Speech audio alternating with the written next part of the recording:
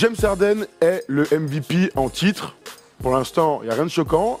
Un début de saison qu'on va qualifier de compliqué, hein, côté Houston, vu les défaites. Mais depuis maintenant le 11 décembre, il n'a pas fait un match sous les 30 points. James Harden est revenu à un niveau incroyable. Il est même limite plus fort que l'année dernière.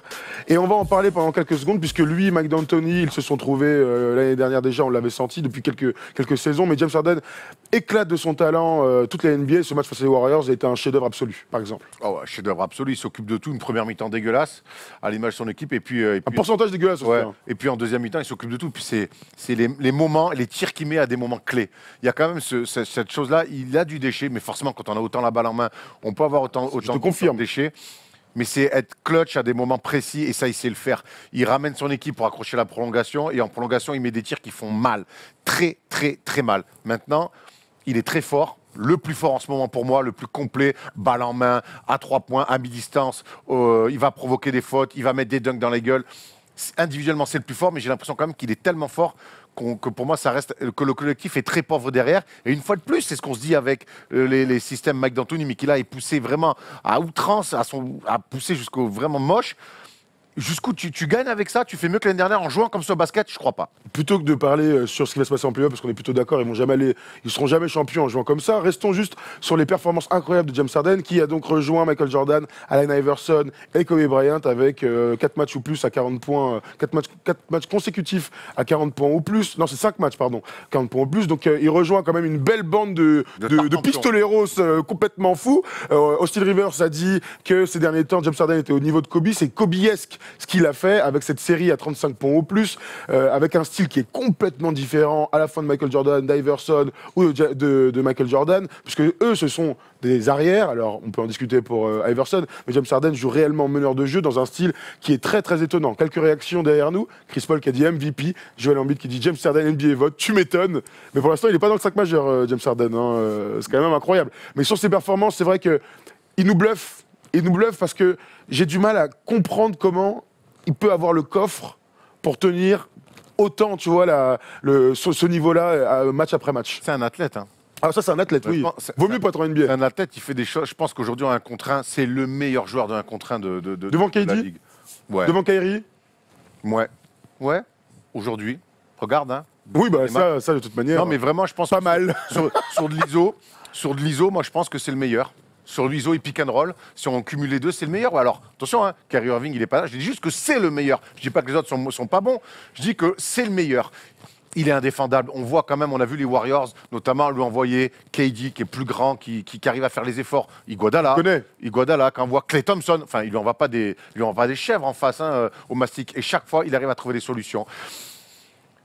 Moi, Klay Thompson, tu vois, quand je le vois être capable de déteindre des mecs, se focaliser simplement sur la défense pour stopper les meilleurs attaquants adverses, et quand je vois que même là, sur Harden, il n'y arrive pas, c'est fort. Enfin, tu vois ce que je veux dire? C'est très, très, très, très fort. Son visuel est incroyable. Ouais, aujourd'hui, moi, je trouve par contre, on lui donne un petit peu trop de choses par moment, notamment sur des fautes, sur des drives. Des fois, on lui donne des lancers.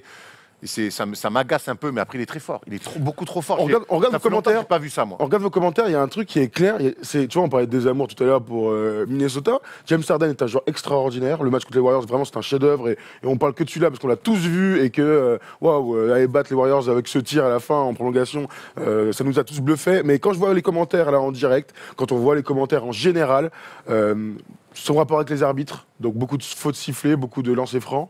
Le style de jeu aussi de Mike D'Antoni, dont on va y revenir dans quelques instants. Bien, je sens que les gens ne kiffent pas James Harden comme ils devraient peut-être. Alors, je ne veux pas dicter ce que doivent faire les gens. Je dis qu'il est très, très, très, très fort, on le voit tous, mais que tout le monde ne kiffe pas à sa juste valeur peut-être. On ne le kiffe pas, là je lis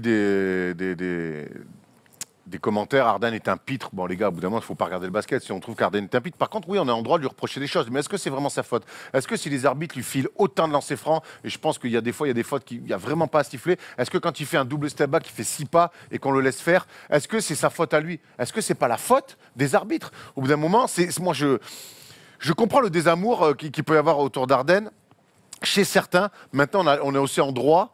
On est aussi en droit de se mettre dans son fauteuil et de dire bravo. Moi, il m'agace par moment, clairement, parce que c'est vrai que c'est pas le basket qu'on aime tout le temps.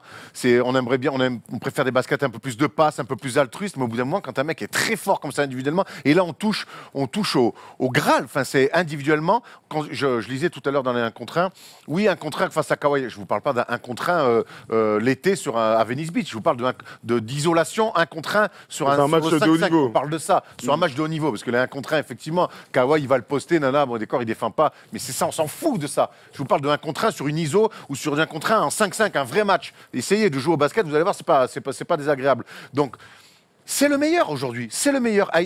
Kyrie l'a été à un moment donné. Aujourd'hui, c'est lui le meilleur.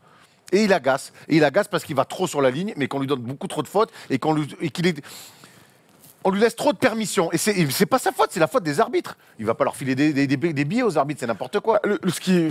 Alors, en vrai, c'est une qualité d'aller sur la ligne autant. Hein. Faut pas inverser le truc. C'est une énorme qualité d'être capable d'être sur chaque pénétration à 2 doigts de récupérer une faute. Ça, c'est vraiment.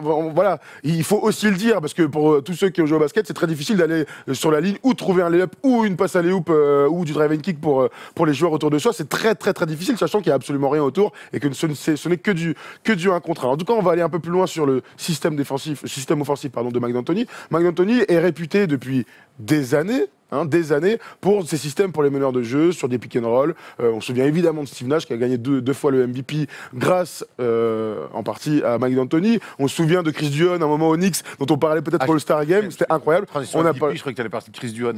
Chris Duhon, oui, c'était un moment incroyable au début de saison. On parle de Jeremy Lin et la Insanity. C'est grâce à Mike D'Antoni et à ses systèmes qu'il a réussi à s'éclater. James Harden et Mike D'Antoni sont très bien entendus dès le début. Ils ont commencé à réellement gagner des matchs quand Mike D'Antoni est arrivé. Sauf qu'aujourd'hui, je retrouve plus ce qu'il arrivait à mettre en place, Mike D'Antoni. C'est-à-dire que c'était du pick and roll, mais il y avait beaucoup de mouvements. Il y avait des systèmes courts pour... à l'époque Phoenix, il y avait des Raja Bell, des Sean Marion dans les corners, du Amar'e Stoudemire. Aujourd'hui, on est vraiment au niveau zéro de la tactique. Alors, c'est évidemment jamais aussi simple, mais c'est le niveau zéro. C'est-à-dire que James Harden fait des 1 contre 1. Il y a du spacing, des shooters, du Eric Gordon, du Austin Rivers. Il y a du Clint Capella qui va poser des écrans de temps en temps, et encore, il les prend pas toujours. Hein. Regarde, parfait, Polo, merci. On voit ses stats, du coup, quel est le résultat dans les stats. Et donc, il est premier au scoring, il est premier au tir tenté, c'est ça, FGA, 22 par match. C'est lui qui prend le plus de tirs à 3 points, 12 par match, incroyable. Et cette stat incroyable, on va y revenir dans quelques secondes, c'est le c'est lui, enfin, en gros, c'est la personne qui utilise le plus la balle dans un match. 38% quand il est sur le terrain. C'est énorme! C'est énorme. Dans les joueurs que tu citais, on peut rajouter House Junior, là, qui est pas mal, qu'ils ont sorti du bois, qui leur fait du bien, en fait. Bien sûr. Les Rockets vont mieux, parce que Harden est énorme et parce qu'ils sont mis un petit peu à défendre. Et notamment avec ce House qui envoie du bois et qui met des tirs ouverts et qui est agressif. Bon. Qui est très bon. Il manque Chris Paul. Je pense qu'aussi, on savait que même avec Chris Paul, le système Rockets était assez simpliste. Mais là, en plus, si tu enlèves Chris Paul, il a complètement donné les clés à James Harden. Donc, quelque part, c'était aussi pour remettre... Il s'est dit, écoute, on n'est pas bien, on va faire des choses simples. Et souvent, les coachs font ça. Hein. Souvent, les coachs font ça. Quand une équipe n'est pas bien, ils vont sur des choses simples qui marchent. Aujourd'hui, ce qui marche et ce qui est simple pour les Rockets, c'est balle à Harden, pick and roll ou ISO. Maintenant, il a quand même... Allez, on est en janvier, il a encore 4 mois et demi pour essayer quand même de mettre un petit peu plus de surprise tactiquement et stratégiquement pour que Houston puisse être le contender sérieux qu'ils étaient la saison dernière. Est-ce que tu penses que D'Antoni en est capable? Parce que l'année dernière, certes, ils perdent en 7 matchs, mais ils perdent aussi tactiquement. Alors, il y a la blessure de Chris Paul, si on veut. Mais je pense que tactiquement, ils ont l'effectif pour essayer d'aller embêter les gros de la conférence Ouest. Moi, ce que je vois, c'est que depuis l'arrivée de Mike D'Antoni, avant, il y avait un système de jeu, et puis plus on allait sur de la simplification de système. L'année dernière, c'était très simple, c'était très chiant aussi à voir, parce que nous, on aime le basket où les gens se font des passes. Mais là, ils sont dans un excès complet. Et j'ai du mal à imaginer cette équipe, parce que ça marche. On a vu 10 victoires et 2 défaites, ça marche. J'ai du mal à imaginer ce système offensif évoluer vers quelque chose de plus collectif. Là, James Harden est tellement fort et c'est tellement efficient que je ne les vois pas revenir sur un système de passe et de passing game. Et puis surtout, moi je pense que les OKC, les Warriors, les Spurs, tout ça, ils le voient, hein, ce que fait James Harden en saison régulière, ils vont le laisser faire. Et puis en playoff, ils vont sortir des match-ups, ils vont le doubler à chaque fois, ils vont contrarier forcément ça. Ils vont pas le laisser faire forcément un contre un tout le temps. Ils vont les doubler, ils vont donner un peu d'aide, ils vont faire 2-3 match-ups un peu bien sentis, ils vont changer de défense sur les pick and roll. Je peux pas croire qu'ils vont le laisser faire des chansons comme ça sur les pick and roll. Et c'est à ce moment-là qu'on verra verra si D'Antoni est capable. Mais en même temps, j'ai l'impression que cette question-là, on se la pose chaque année. Et que chaque année, finalement, c'est non, mais je vais laisser la balle à Harden comme il laissait la balle à Steve Nash. On parlait d'excès de tenir la balle. Allons sur cette fameuse stat, le usage percentage. Alors, c'est l'utilisation de la balle par un seul joueur dans une équipe. Donc, en gros, le pourcentage te donne le nombre de possessions jouées par un seul joueur. Donc on l'a mis sur Twitter avant-hier, on en a un peu parlé. Alors regardez, c'est sûrement l'un des plus grands talents offensifs de l'histoire. Quelqu'un a dit non, c'est pas vrai. Mec, James Harden est un des plus grands talents offensifs de l'histoire. Alors je te dis pas que c'est le premier, je te dis pas qu'il est cinquième, je dis que c'est l'un des plus grands. Donc ce qui est intéressant, c'est donc ce pourcentage. Là, il est même à 39%, j'ai vu tout à l'heure, il a encore augmenté. C'est extraordinaire. Stat folle, on n'a même pas parlé de ses triples-doubles, mais il fait des triples-doubles alors qu'il a 40 points. C'est lui qui a le record des triples-doubles à 50 points marqués aussi. C'est extraordinaire. On a voulu le comparer à d'autres joueurs dans l'histoire qui utilisaient énormément la balle. Par exemple, Kobe Bryant. Kobe Bryant est un joueur réputé croqueur, on ne dira jamais l'inverse. C'est dur. Regarde, l'année où il utilise le plus la balle, c'est lors de la saison 2005-2006. Il est à 38,7%. James Harden vient juste de lui passer devant. Ça me paraît incroyable. Souviens-toi de cette époque-là, Kobe ne faisait aucune passe. Aucune passe. On a comparé aussi à Steph Curry dans sa saison magnifique 2015-2016, l'une des plus belles de tous les temps. Il est seulement à 32% d'utilisation de la balle, ce qui est vraiment relativement peu. LeBron en 2007-2008, l'année où avec Cleveland avant son départ à Miami est incroyable et joue tout seul entre guillemets. Eh bien, il est à 33. C'est peu finalement. Le plus de toute l'histoire, ces dernières années, c'est Russell Westbrook, l'année de son MVP, où il est en triple-double, et il se qualifie 7e. Il a 41% d'utilisation de la balle. Alors, pour expliquer, c'est pas forcément je vais au panier, je tire, ou j'obtiens une faute. Ça comprend aussi du drive and kick, c'est-à-dire je pénètre, je fais une passe et quelqu'un tire. Ou un alley-oop pour Clint Capella, c'est toi qui as utilisé la balle. On est d'accord. Oui. Donc c'est juste pour prouver à quel point James Harden est omnipotent et que c'est peut-être un peu trop aujourd'hui. C'est toujours pareil, c'est des excès, quoi. Au basket, quand même, ça reste un sport collectif, comme je peux lire dans les commentaires. Et ce qui est bien au basket, c'est que tactiquement, tu peux proposer plein de choses différentes. Aujourd'hui, les Rockets ne proposent rien de différent. C'est balle à James Harden et parole à son talent immense. Certes, il les a remis en course. Complètement. On ne va pas les enlever. Aujourd'hui, ils sont 4e ou 5e de la conférence Ouest. Il les a complètement remis dans la course et ils en avaient besoin. Maintenant, je ne pense pas que ça puisse durer encore 4 mois et demi. Il va vraiment falloir qu'ils aient d'autres armes offensives. Ils sont mis un petit peu à redéfendre. Ça aussi, je pense qu'ils se sont bien rendus compte que c'était important. Le retour de Chris Paul, à voir dans quel état il va être. Ils ont sorti, je te dis, le Daniel House. Clint Capella fait aussi une super saison.